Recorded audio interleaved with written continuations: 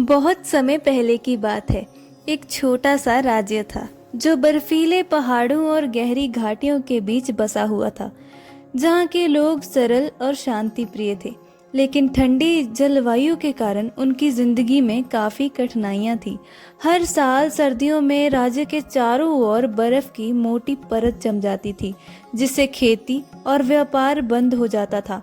लोगों के पास भोजन और जलवायु से लड़ने के लिए पर्याप्त साधन नहीं थे। इस राज्य में एक बुद्धिमान और दयालु राजा वेदांत शासन करता था। राजा वेदांत अपने लोगों की भलाई के लिए हर संभव प्रयास करते थे, लेकिन ठंड से मुक्ति का कोई स्थायी उपाय उनके पास नहीं था। एक दिन एक बूढ़ा यात्री राज्य में आया और राजा के पास गया। उसकी आंखों में चमक और चेहरे पर अनोखी शांति थी। उसने राजा से कहा, राजा वेदांत, मैंने सुना है कि आपकी प्रजा ठंडी जलवायु के कारण परेशान रहती है। मैं एक ऐसी जगह के बारे में जानता हूँ जहाँ एक जादुई बर्फ का महल है। इस महल के अंदर एक चमत्कारी पत्थर है, जिसे यदि आपके राज्य में लाया जाए तो ये ठंड से सुरक्षा प्रदान कर सकता है और हर घर में गर्माहट का संचार कर सकता है।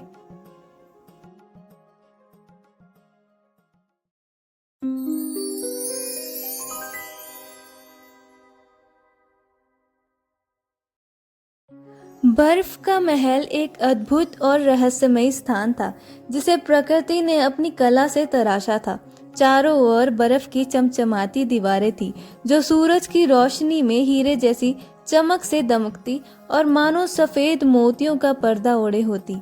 ऊंची ऊंची मीनारें बर्फ की सतह पर हल्की नीलिमा लिए हुए थी, जिनसे ठंडी हवा का संगीत बहता था, जैसे प्रकृति का मधुर गीत गूंज रहा हो।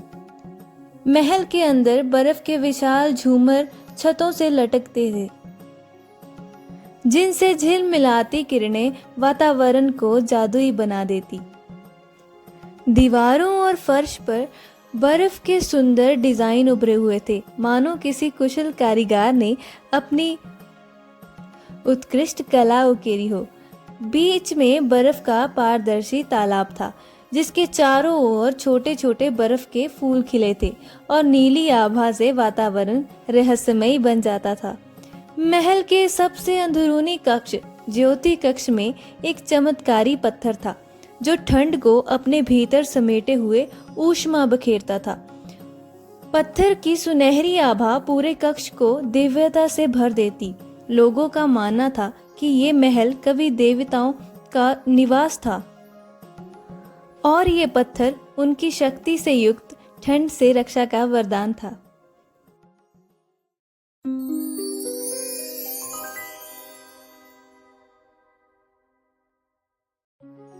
राजा ने चमत्कारी पत्थर के बारे में सुना तो उनकी आंखों में आशा की किरण जाग उठी। उन्होंने उस बूढ़े यात्री से विनती की कि वह उन्हें उस महल का रास्ता दिखाए।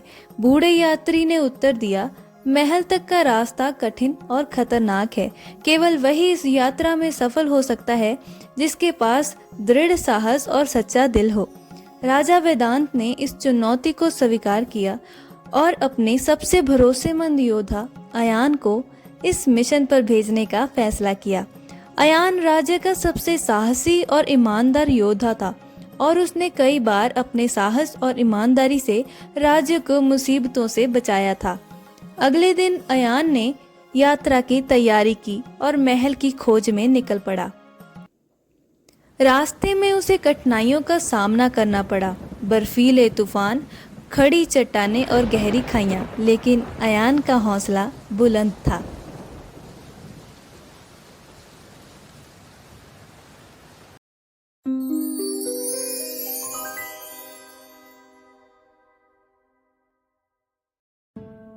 कई दिनों की यात्रा के बाद अयान एक ऊंचे पर्वत की चोटी पर पहुंचा। वहां उसने दूर एक विशाल महल को देखा, जो बर्फ से बना हुआ था। महल का दृश्य अद्भुत था। सूर्य की किरणें उस पर पड़ते ही महल इंद्रधनुषी चमक से भर जाता था। ऐसा लग रहा था मानो बर्फ के टुकड़े महल में जान डाल रहे हों। अयान ने महल के अंदर कदम रखा। अंदर का दृश्य तो और भी अद्भुत था। चारों ओर बर्फ से बने हुए कक्ष थे और महल के बीच में एक सुनहरी ज्योति सी चमक रही थी। यही वह चमत्कारी पत्थर था जिसके बारे में बूढ़े यात्री ने राजा को बताया था। जैसे ही अयान पत्थर के पास पहुंचा, एक गहरी आवाज ने उसे रोका। रुको वीर योद्धा, आवाज ने कहा। ये पत्थर केवल उसी को मिलता है जिसका दिल निस्वार्थ और इच्छाएं सच्ची हों, जो इस पत्थर को केवल दूसरों की भलाई के लिए चाहता है। अयान ने नतमस्तक होकर कहा, मैं इस पत्थर को अपने राजा और प्रजा की भलाई के लिए लेना चाहता हूँ। हमारा राज्य ठंड से पीड़ित है और ये पत्थर हमारे लोगों के जीवन में गर्माहट ला सकता है। उसकी सच्ची प्रार्थना सुनकर वह गूंजती आवाज शांत हो गई और पत्थर ने अपनी ज्योति से अयान को आशीर्वाद दिया।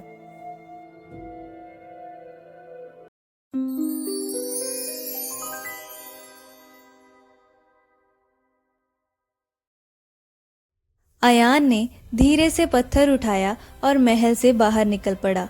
वापसी के रास्ते में भी उसे कई कठिनाइयों का सामना करना पड़ा, लेकिन हर बार पत्थर से निकलने वाली ऊर्जा उसे मार्गदर्शन देती रही। आखिरकार अयान अपने राज्य में सुरक्षित लौट आया। राजा वेदांत और राज्य ने उसका स्वागत किया। जब अयान ने पत्थर को राजा के सामने रखा तो वह पत्थर चमत्कारी रूप से जगमगाने लगा। उसकी ज्योति इतनी तेज और ऊष्मा से भरपूर थी कि देखते ही देखते पूरे राज्य में उजाला फैल गया। ये प्रकाश केवल देखने में सुंदर नहीं था, बल्कि उसमें ऐसी ऊष्मा थी जिसने ठंड से कांपते लोगों के घरों को गर्माहट से भर दिया। हर घर में जैसे जीवन की एक नई लहर दौड़ गई। बच्चों की खिलखिलाहट, बुजुर्गों के चेहरे की मुस्कान और हर व्यक्ति के दिल में एक अजीब सी संतुष्टि थी।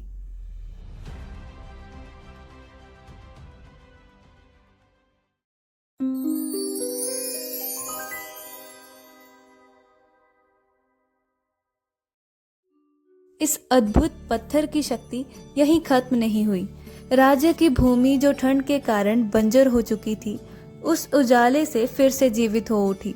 फसलें जो पहले से कमजोर और सूखी होती थी, अब हरी भरी और मजबूत दिखने लगी। किसानों की मेहनत रंग लाने लगी और उनकी आंखों में उम्मीद की नई चमक आ गई। ऐसा प्रतीत हो रहा था जैसे ये पत्थर केवल गर्माहट ही नहीं, बल्कि समृद्धि और खुशहाली का प्रतीक बन गया है। राजा ने इस चमत्कार को देखकर अयान की प्रशंसा की और उसे राज्य का प्रमुख सलाहकार बना दिया। लोगों ने इस पत्थर को आशीर्वाद माना और इसे शुभ ज्योति का नाम दिया।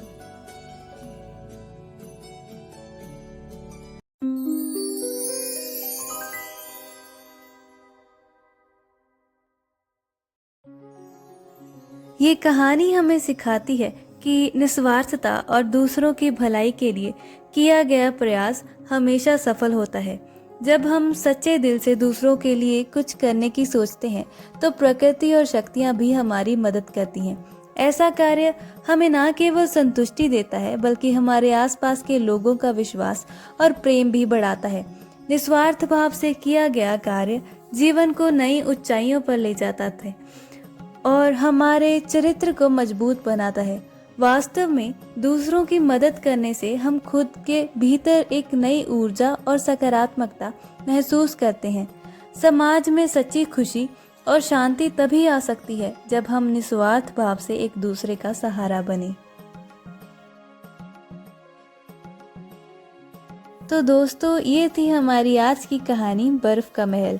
उम्मीद है कि आपको ये कहानी पसंद आई होगी और इसमें कुछ नया सीखने को भी मिला होगा। अगर आपको ये कहानी अच्छी लगी हो तो इसे लाइक करना ना भूलें। ऐसी ही और कहानियों के लिए हमारे चैनल को सब्सक्राइब जरूर करें। जल्दी ही मिलेंगे एक और नई कहानी के साथ। तब तक के लिए खुश रहिए और सीखते रहिए। Thanks for watching.